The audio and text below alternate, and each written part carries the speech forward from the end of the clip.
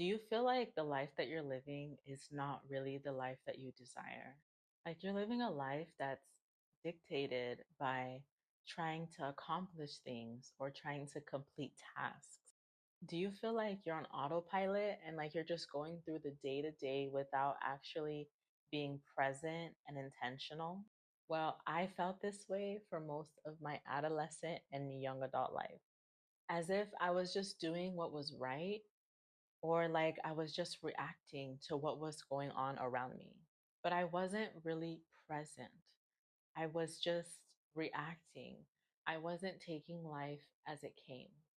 Well, after about 2 decades of living this way, I became a mom and everything changed. My lack of presence and my go, go, go attitude was jeopardizing my ability to be an amazing mother for my daughter and to be stable for my family.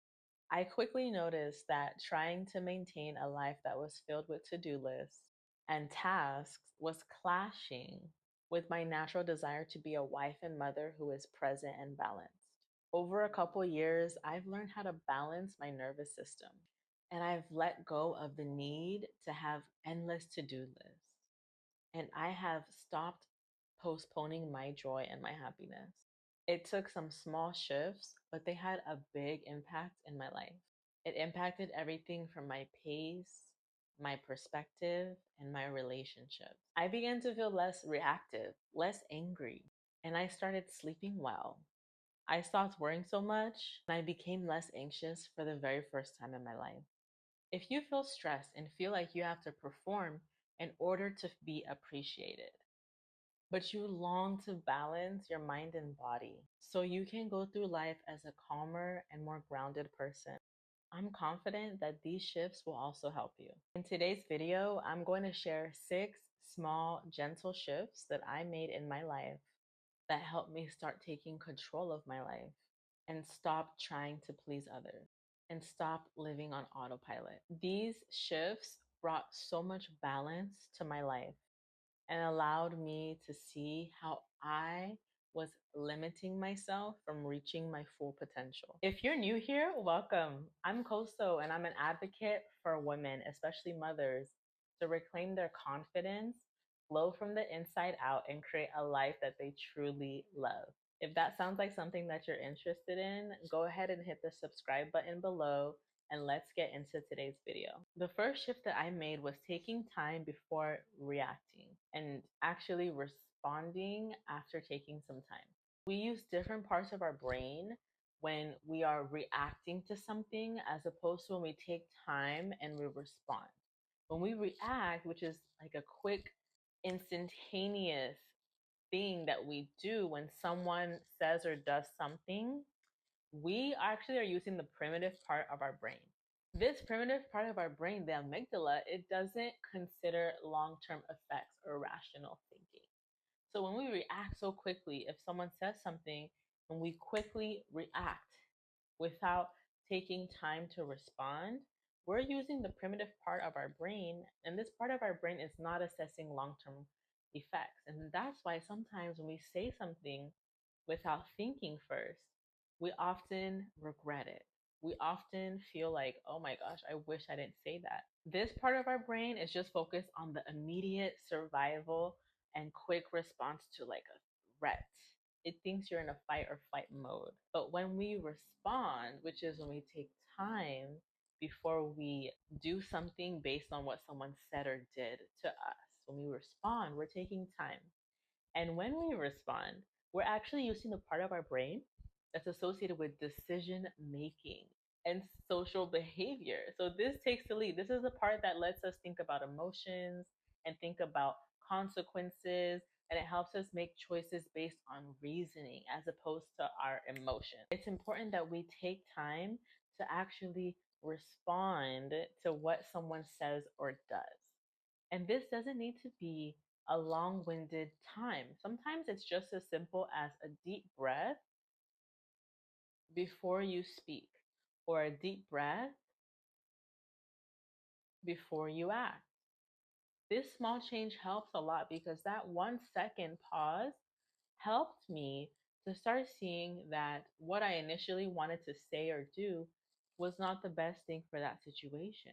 And sometimes the best thing was for me to just stay silent or even just nod and say, okay, as opposed to having some reaction. Doing this allows your brain to actually take time to think about what's going on and to think about the effects of your actions before it actually does them. And this really is so key for you to be able to make a shift that will benefit your mental health. Because as you're taking time before you respond or react, you're telling your body, your mind, that there is no threat. There is no immediate threat.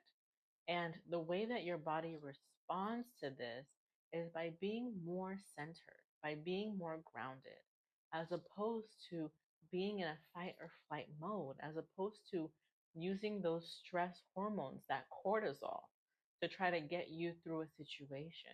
So when I started doing this, when I started taking time before reacting and thinking of what I wanted to say or do before I did it, it was a game changer, an absolute game changer. As opposed to doing things right away, as opposed to quickly saying something back, texting that person back, doing that action, you take a second, take a deep breath, and you act as you think is appropriate. And most of the time, my initial reaction is not the reaction that I end up doing. Another shift that helped me with my mental health was not picking up my phone with every notification. On average, we get about 50 notifications a day on our phone, and that can vary. Some of us get even more than that.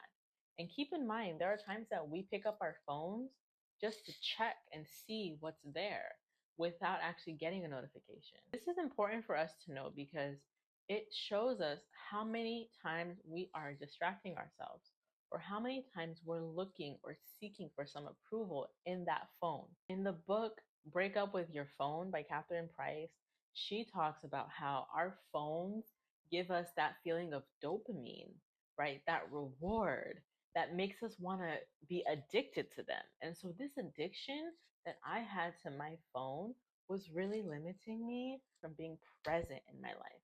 I wasn't able to be present because I kept going to phone. I kept going to my phone.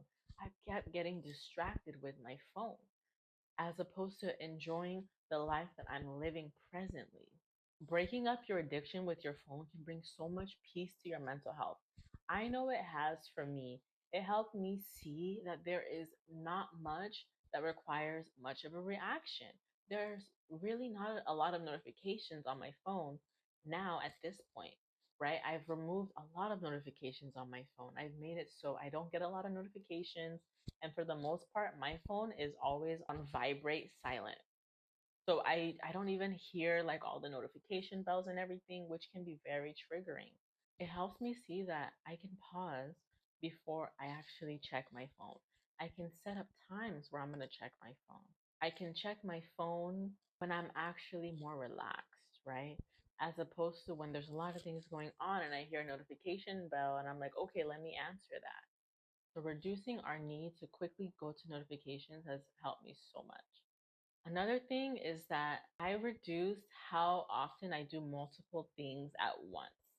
And I know that sounds crazy, right? As a mom of a toddler who is pregnant, it's like, wait, how are you not multitasking? But I wanted to actually talk a little bit more about this. So, there are certain tasks that we can do that don't make us less efficient. And those tasks, I'm still doing them on a regular basis. For example, if I am driving the car and listening to music, that's not making me less efficient of a driver at all because I'm just passively listening to music on my car's Bluetooth. That's different. But if I'm doing something like reading my toddler a story and then I get an alert on my phone and I go check the alert on my phone and I'm trying to respond to an email and then I go back to reading my toddler story. I'm kind of lost in where I was in the story, and I'm less efficient at actually reading her the story, and I'm less efficient in responding to that email because my attention is divided. So that type of attention dividing activity is what I stopped doing in order to help me with my mental health. Each time we have to go to a different task that requires our attention, it comes at a cost, which includes the loss of time, decrease in performance, and an increase in your stress levels. When most people say they are multitasking, it's actually something called switch tasking, which I learned from Dave Crenshaw, who talks a lot about this topic, about how important it is for us to really focus on something and put our full attention in it so that we can be more efficient and less stressed out as we're doing that thing. I was so good at switch tasking, like you could not tell me that this was hurting my mental health.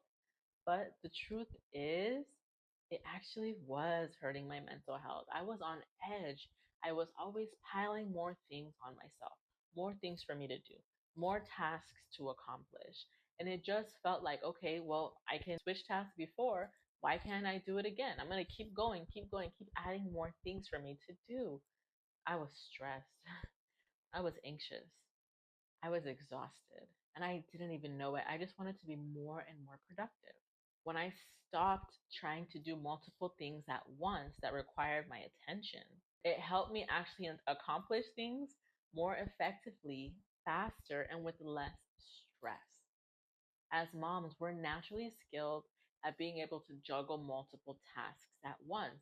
However, it's very important to know when to do this and when not to do this. I was doing this when it wasn't even necessary. I was talking on the phone while driving, right? And I've stopped doing that because I realized that I'm not a fully focused driver and I'm not fully focused in the conversation. And that's how I know it's not efficient. So I stopped doing that. Or sometimes when I'm on my phone and I get a notification, I quickly click that notification and then I'm distracted from the original thing I was doing on my phone. So these things that draw your attention away, those are what we want to minimize. And we want to actually focus on finishing our tasks and getting them done before we change our attention to something else. Another shift that I implemented, it was a small shift, but it made a big impact, was laughing more. I used to be so uptight and so stressed out. Like I used to just want to accomplish things in order to feel like I mattered. I was less inclined to laugh, and I was always thinking that relaxation was a reward when I actually finished things. It was like a reward thing for me. But when I started seeing things to laugh about more and I started laughing more with myself, with my daughter, with my husband, life felt so much easier and less serious. I like appreciated things more and I saw that I had more fun in doing things in my day to day. And a fun fact is that laughter has the power to heal and renew us. It enhances our relationships and it supports both our physical and our emotional health. It relieves the physical tension and it relaxes our muscles. And these are so key for helping us strengthen our immune system and lowering our stress hormones. Laughter is easy, it's free, it's fun. We should be doing it more. And this small shift helped my mental health. When I laugh more, my body knows that there is no threat here. There's no point in being overly tense and overly worried. Everything is good. We're enjoying and we're going through life. We are vibing. And so when you're laughing more in life, finding things that are funny and just keeping yourself entertained, life is a lot easier and your mental health really benefits from this. The fifth shift that I made was seeing the positive things happening in my life. Here's a fact: your perspective is everything. Two people can be looking at the very same thing, the very same situation, and have completely different perspectives. For example, if there was a power outage right now, one person might say, "Oh my gosh, this is so crazy. What are we going to do? How are we going to survive? What's going on? There's chaos going on. How are we going to make it? How are we going to do this?" While another person might say, "Oh, wow, this is kind of a cool opportunity for us to live like people did back in the day with no electricity." Or this might be a fun time for us to disconnect and actually unplug and just enjoy life. The way that you see your life dictates how your life will be. I cannot emphasize this enough. Your perspective changes your outlook, it changes your life. If you're thinking, oh man, I'm so busy, I have so much to do, chaos, chaos, chaos, busy, busy, busy, as opposed to, man, I'm so grateful that I'm alive right now and that I can take in these moments.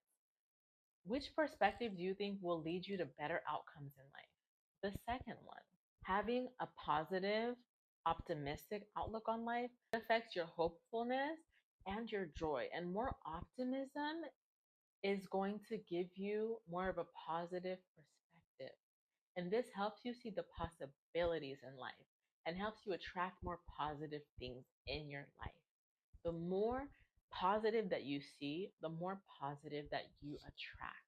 When I started seeing the good things going on in my life, when I stopped complaining all the time, when I stopped seeing doom and gloom and dread, my life became more calm and more peaceful and more wholesome.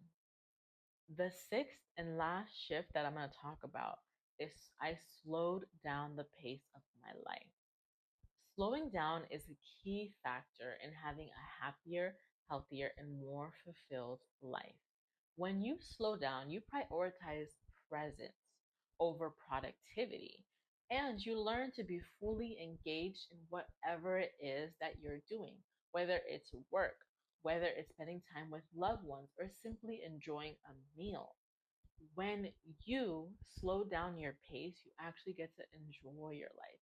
You get to enjoy what you're doing in life. And this mindset shift, it enhances the quality of your experience tenfold. Instead of rushing, rushing, rushing to accomplish things in life, take your time. Stop having a fire under your butt.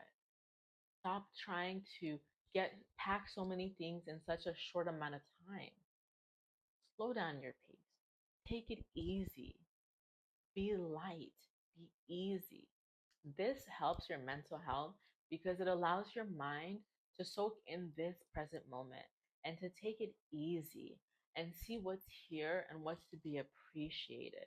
Being grateful for what is here helps you see how much there is to be appreciative in this life. So slow down your pace. See the beauty in this life. This shift was a real game changer for me as well. These small shifts can be such a game changer and so helpful for moms.